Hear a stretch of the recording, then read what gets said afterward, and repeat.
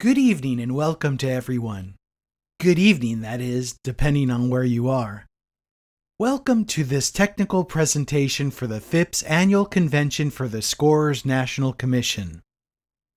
I am Stefano Pieri, Chief of the Technical Commission of the Italian Scorers National Commission. This evening, I'm going to tell you about the fourth out, an interesting topic in recent years which has come into play more frequently with the introduction of the video challenge. Let's say that the rule of the fourth out has always existed in the technical rules, but it was a little more than a curiosity since it was almost never applied. Now it has become something a little more important because although it does not occur very often, every now and then it's recalled for use during challenge videos. In short, with video chat situations. So let's start talking about the fourth out. I'm going to talk to you about the fourth out with a video. So we'll start with a video. We'll show you a situation that really happened on a major league field that not only really occurred, but also most recently. As you can see in the overlay, we're talking about July of 2018, so about 2.5 years ago. We are at New York City Field.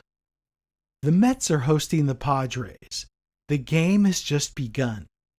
We're in the top of the third inning, and the Mets are already ahead 3-0, and yet the Padres have 2 out and bases loaded. They have a chance to shorten the lead and even tie the game. Let's watch our video. Here is our situation, as you can see. Actually, you can't see it, but I've already told you. The bases are loaded, the batter comes up to the plate, and singles to left field.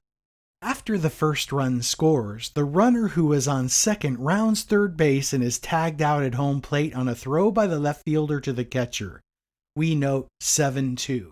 Although there are already 3 out, the runner who was on first and who had rounded second is still in motion in an attempt to get to third base. He's tagged out when the catcher throws to the third baseman to put an apparent fourth out. In short here anyway, the out. The tag occurs and the umpire, even if you can't see it, calls the fourth out. What does that mean? Let's see what this means. Let me point out that the out at home plate is not so evident, not so clear. The umpire calls it, but there's a good chance it could go to challenge. In fact, that's what happens. See, we see different replays from different angles, but eventually we go to a challenge on this call at home plate. Let's summarize the situation. We have 2 out and bases loaded. I will not mention the various players on the bases, but if you want to, you can read their names. Hit, as we saw, is a clear single to the left, on which the runner who was on third scores a run, and the other runners all gain a base. Runner who was on second continues to run, conquers third base, and tries to continue to go home. But as we saw, he's called out with a not so clear call at home plate to note 7-2 on the score sheet. After this out, 7-2 was made, the catcher, with 3 out and the inning virtually finished, throws to third base for an apparent virtual fourth out, which we noted here as 7-2-5. Later, we will see why we wrote this. Anyway, we put it in a different color precisely because then we could talk about it and understand what this entails. Padres at this point challenge the play at home plate. The challenge will actually prove, we will see in a while, that the out wasn't there, and therefore by overturning the call and calling the runner safe at home, run at home plate is actually confirmed. At this point, however, with the continuation of the game, what was a virtual fourth out, a fourth apparent out, becomes a real third out in the continuation of the game. So the inning does not end with a score of 3-1, but with a score of 3-2. Since the run is confirmed, but the inning still ends, it changes what the final out is, but we still have to end the inning.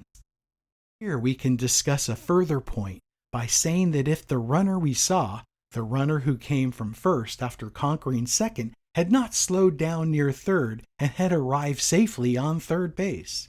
Not only would the run have scored, but we would be continuing the inning. We would have had, as you can see, the runners on the corners with a chance to advance. So you understand this fourth out matter is a very interesting issue, especially regarding the challenge. Let's watch the part of the video related to the challenge. So, the player review. Let's review the hit seen from a slightly more panoramic angle. You see that the first run scores, and here is the call of the out that will happen to be overturned and become the second run. You see the runner between second and third, and the game stops. Here is the umpire's call of the post challenge. The elimination at home is reversed and becomes one run scored, and the out between second and third is confirmed, still ending the inning. Since we have now seen the part that is a little more practical, let's see what the rules say. Our Lord and Master, the regulations, to which we turn when we're faced with doubts and uncertainties. So the regulations do not explicitly say fourth out, but in short tell us that it is possible to make a fourth out. A legal out made by the defense after 3 outs have already been made within a half inning. In fact, by terms of regulation, the third out does not cause the ball to become dead. In fact, if the fielders, before leaving the field at the end of the half inning, make a subsequent out that can have some usefulness in this particular case, generally preventing the scoring of a run, this fourth out can replace the third one that becomes an apparent out, thus becoming the third put out. And here is the rule that it says explicitly, well, for us scorers, for statistical purpose, the third apparent out is undone. So it is as if it never happened. We must record vice versa the result of the fourth out. As we have said, the rule has its historical origins in preventing the scoring of a run, but with the advent of the appeal via video challenge, it is possible to use the video replay of the fourth out by means of the video replay as a guarantee against the cancellation and appeal of a previous out.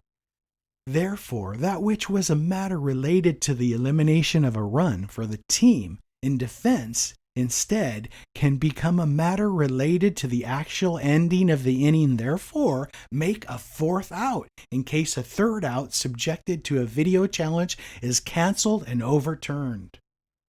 Conversely, as we have said, for what is the historical origin of the fourth out? The fourth out serves to nullify a scored run if we eliminate the runner who had scored on appeal. If the player, for example, failed to tag up after a catch on a fly, or missed a bag while rounding the bases, or by putting out an additional runner who is forced to advance. Let's remember the technical rules that say that no run may be scored during a play in which the third out is a forced out or the batter runner is the third out before he touches first base. Therefore, if the third out is a forced out or the runner advances to home plate during a play in which the third out is made by the batter runner before being out on first, you cannot earn bases. You cannot score runs. So, if we turn to an unforced third out into a forced fourth out, substituting the third unforced out with a forced fourth out, we nullify all the earned bases and the possible scoring of a run, and therefore it is clear that the change for the team on defense is advantageous. The team on defense, however, must notice this and must call the appeal before leaving the field. At the moment in which the last fielder crosses the foul line and abandons the diamond, the defending team can no longer go back to make a possible appeal play. Let's come back to the real world, to real life. Well, after the theory of the rules, we haven't known of a case of an apparent fourth out pertaining to the cancellation of a run, so the main rationale of the rule in Major League Baseball seems to have never been applied, or at least we do not know of any known cases.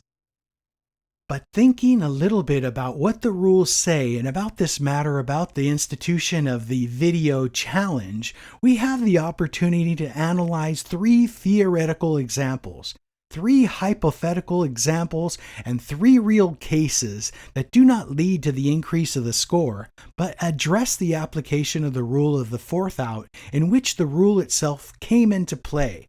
So we have three theoretical cases to study and three practical cases to view with regard to the rule of the fourth out. So, the three theoretical cases are an out made by an appeal play with the appeal play on the runner who scored. So the runner who scored committed some regulatory violation that allows us to call him out on the appeal play and thus eliminate the run scored, or a forced out on the appeal play. So we have here the appeal play not carried out on the player who scored, but on another forced runner. Finally, strange as it may seem, we have the possibility of an out without an appeal play. It's similar to the discussion we had about the challenge video, but we'll see it clearer. So let's start with the first case, an out with an appeal play on the runner who scored. Let's put runners at first and third bases with one out in the game. The batter hits a fly ball to right field and is out. This elimination is the second out of the half inning, but both runners left the bases a little too early and can't get back in time after the ball is caught. The runner on third does not even try to return and scores. The one on first, while trying to return, is put out by an assist by the right fielder to the first baseman, so we do have a double play. An SF9 elimination and an out for appeal, play 9-3 on first, and the run that counts, or does not count. The run counts if it was clearly marked before the elimination for the early start on first. In fact, the third out is a time play. It is not a forced out. So if the out took place before the assignment of the run does not count.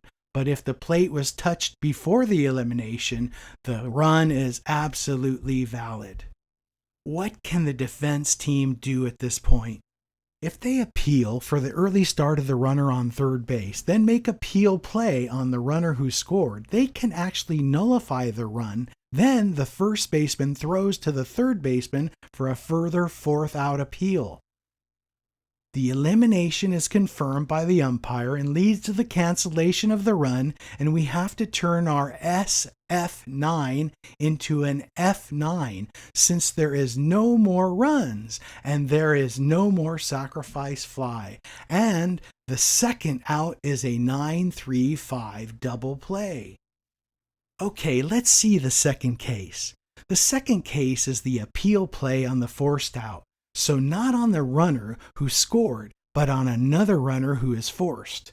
The situation we analyze that there are two outs and bases loaded. The batter hits a nice ball to the outfield for an apparent double. We will see because it's sort of strange. All three runners score, but the runner who was on first skipped the second base bag. So until there is an appeal play, everything is clean. We actually know that there was this jump of the bag. The batter turns to second base and tries to get to third base, then turn this beautiful double into an unlikely triple and is put out by the defense for an 8-6-5 cut off by the shortstop and put out on third. This would be the third out and the inning would be virtually over. However, if the defense makes an appeal play to second base for the bag missed by the number 3 hitter, this fourth out can replace the third. This fourth out is a forced out, while the put out of the batter runner on third clearly was not a forced out. So we have this 8-6-5-4 on second, and of course the runs on the previous runners are nullified. The third out is a forced out. You cannot earn bases. You cannot score runs. Clearly at this point, the batter runner, that was the double of the batter's life, now becomes a fielder's choice, considering that the preceding runner is out on a forced play. So we can not only not assign the double, but not even a hit. It becomes a fielder's choice. And finally, the batter runner, who at this point is no longer put out, and his two teammates who had scored are left on base. Here's the third out, an out without an appeal play. You could say you went through all of this to tell us that it needed an appeal play, and now you can do it without the appeal, because that's what happened when we saw this before, when a challenge was made but no appeal play during the Major League video. Our case here involves 2 eliminations made, then 2 outs, and unforced runners on second and third bases. The runners start for a double steal, so they start early. The batter hits a grounder to third base. The third baseman fields the ball and tags the runner coming from second base, a very fast play. The runner who was on third base already reached home plate and scored the run. We have 3 out, and in theory, the inning ends with a runner left on base. If, however, the third baseman, after the tag, throws anyway, and the ball is in the first baseman's glove before the batter runner reaches first base, we have a 4th forced out that supersedes the third non-forced out. Therefore, we note a 5-3 in place of the 5 that we saw before, and the scoring of the run is nullified. The inning also ends as we replace the 4th for the 3rd, but now there are 2 runners left on base. We go from theory to practice. These 3 cases give us an idea, but we want to see something concrete. So the 3 real cases are 2 very similar, 1 quite old, 1 a little more recent, a 4th out not made that allows a run to score. That is, there was the possibility of having the 4th out carried out, but the defense team did not notice, left the field, and left the valid run to the opponents. This has happened twice. At least these are the cases that we found. There are 2 different cases 20 years apart, one in 1989 and one in 2009. You see that it is not something that happens very often, and moreover, when it happens, the teams fail to apply the rule well. Well, the technical regulation should be read more often. The other case instead is a 4th out made that frustrates the request for challenge. It is similar to the case we saw before where the challenge allowed and overturned a situation, but then the inning was completed. Here, instead, we have a 4th out made that leads to the challenge no longer making sense. Then we have our first case. We have no videos. Clearly the case is dated from 1989. Objectively speaking, we could not find anything more than the play-by-play provided to us by Baseball Reference. The situation, the date is July 1st, 1989. So the summer of '89, we're at Old Yankee Stadium, which has now been demolished, and the Yankees are hosting the Milwaukee Brewers. The score of the game is 4-1 with the Yankees on top, who can now increase their lead as they now have runners on the corners in the bottom of the 8th inning with only 1 out. This is our initial situation. The Yankees hitter attempts a suicide squeeze to bring the runner on third home, but his bat was too high and the ball was caught as a line drive by the Brewers pitcher, who at this point, noticing the early start of both runners, throws to first base to put out the runner who broke on contact from first base. However, since the runner on third was faster probably, he had already crossed the plate. The run at this time counts because there are 3 out, but since the 3rd out at first base is a time play, there is an appeal play for early departure. It counts. Not being a forced out allows the scoring of the run if the run was scored before the elimination. Then the 3rd out is actually realized and the Brewers think they got away with it. They think the run does not count and they leave the field. As we said, the 3rd out is a time play and therefore the run, if scored before the 3rd out, as it actually happens here, counts.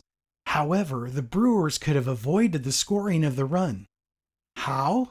Well, meanwhile, the throw could have been quicker. A quicker throw to first base could have allowed the 3rd out before the run scored, and since we're talking about the time play, no run would have scored. Or they could have made another appeal at third base. So instead of holding the ball, the pitcher He could have delivered the ball to third for the elimination of the runner who had left the base early, and since he was the runner who had scored the run would have been nullified. Finally, here is our case L1 that becomes an L1 to 15. Alternatively, had Aldrich let the ball of the line drive drop, remember that there was only one out, and turn his batting into a double play, then into a 143 or a 163 if he did not get caught in the fact of intentionally doing so, otherwise the umpire would have not granted it, with the possibility of making the double play. And here, since at this point the elimination, the third out that takes place on first base on the batter runner is by definition forced, since we are talking about a ground ball and therefore the point would have been nullified. However, as we've already said, since all Brewers players left the fair territory, this impedes the possibility and deprives the Brewers of the opportunity to call the appeal play, and the home plate umpire validates the run as per technical rules state. See Rule 509 that I advise you to read. Second case. Let's take a leap forward of 20 years. April 2009, spring at Chase Field in Arizona. The Diamondbacks are hosting the Dodgers. The game is still to be played in its entirety.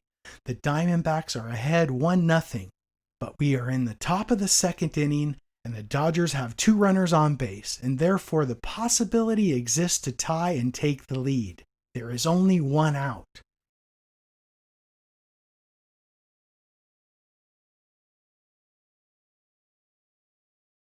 Here is our initial situation, very similar to the previous one.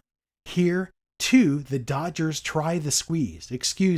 Here they don't try the squeeze. In reality, the attempt is not a squeeze, it's just a line drive, but it's caught by the pitcher, who does more or less what his colleague did 20 years earlier and throws to the fielder.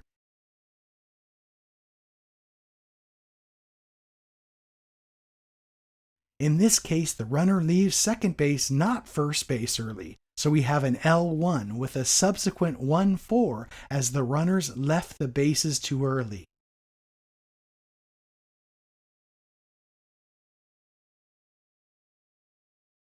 The third out, as you can see, is a time play, and so, since the runner on third has already crossed the plate, the run counts. The Diamondbacks leave the field and make the run valid by taking away the chance for another appeal play, an appeal play that would have nullified the run.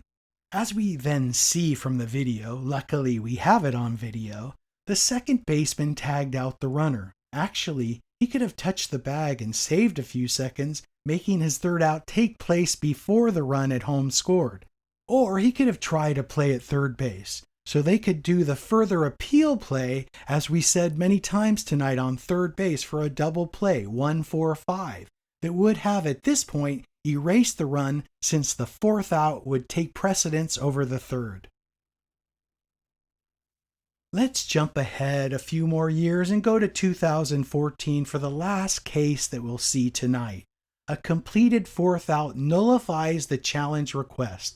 The situation here is different from the first 2 we saw here in the case with the appeal, but with a fourth out. An out that doesn't allow us to move forward. We're at Citi Field in New York, 2014, about 7 years ago, and the Mets are at home hosting the Atlantic Braves. The Braves are already ahead 1-0 in the bottom of the second inning. The Mets have the tying run on first.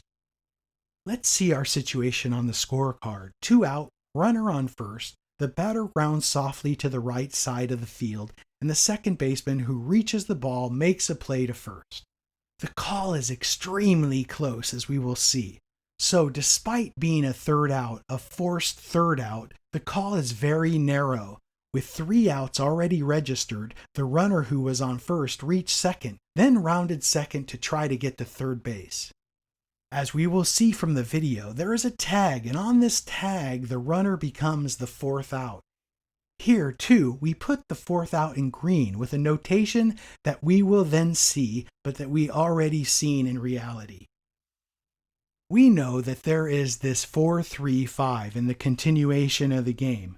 The Mets manager at this point, with the inning virtually finished, comes out convinced to call a challenge at first.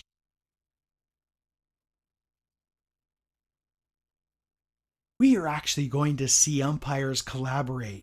We have a fairly long video, very clear, and the manager is not convinced to carry out his challenge also because it would not have made sense. The only result of the challenge could have been to turn the out on first into a hit, but then given that the runner who was on first was put out between second and third, he would only turn a third out on first into a third out on third, so it would finish here. The challenge would not have made sense. It would only give the batter runner the hit and then the challenge not carried out and the situation ends there. From the video you can see that most likely the challenge would have been won. In short, the call would have been overturned. Here our video is quite long. It lasts 1.5 minutes, almost 2 minutes actually, but it's very interesting, so I recommend you watch it all. Here is the soft grounder to the right side. There is the throw. From here you absolutely do not understand what the call is. Here is the soft grounder to the right side. There is the throw. From here you absolutely do not understand what the call is. That is, the call is out. But we do not know if Duda, who's the runner on third, or vice versa, is tagged out in an attempt to get to third base. Here's the Mets manager Collins going out and arguing with the umpire. Duda is a little annoyed that he's been called out, and the home plate umpire goes to talk to his colleagues. Collins returns to the dugout awaiting a verdict. They show us the umpires meeting and Collins waiting. In short, in the end, there is a need for a consultation. And here is the replay that interests us, and then we will see it from another angle. Here is the throw. Here, too, the call is close. Here, instead, Duda, perhaps, if he had not slowed down, could have made it to third base. So perhaps it's difficult to say. Here is when the umpires' meeting comes to an end. Collins talks to the umpires, and the matter comes to an end. We still have about 10 seconds of video. They convince him not to call the challenge, but we have the replay on first base that shows us that the batter runner touches the base when the ball has still not been caught. That is, it has not yet arrived in the first baseman's glove, so probably the challenge would have been won by the New York Mets. The last thing we see in this video is Duda's disappointed face after he was called out on third base, and this annoys him. This brings us to the end of this presentation. I hope you enjoyed it. Here is a quick disclaimer for the use of the videos that Major League Baseball kindly makes available on its website, and that represent a constant source of inspiration for us, and we hope for useful teaching as well. Finally, I thank you for your attention up to this point, and I refer you to our presentation to follow, where we will have our session question time. That is, questions and answers on the situations we've seen tonight. Thank you all for your attention and good evening.